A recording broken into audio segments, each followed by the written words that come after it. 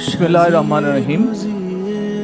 আমি মরহুমা বেগম খালেদা জিয়ার বড় সন্তান তারেক রহমান।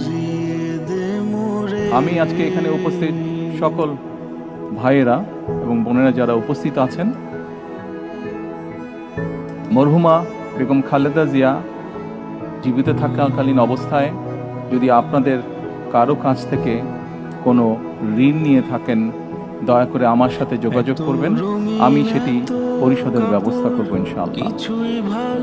একই সাথে উনি জীবিত থাকাকালীন অবস্থায় ওনার কোনো ব্যবহারে, ওনার কোনো কথায় যদি কেউ আঘাত পেয়ে থাকেন, তাহলে মরহুমার পক্ষ থেকে আমি আপনাদের কাছে ক্ষমা প্রার্থী।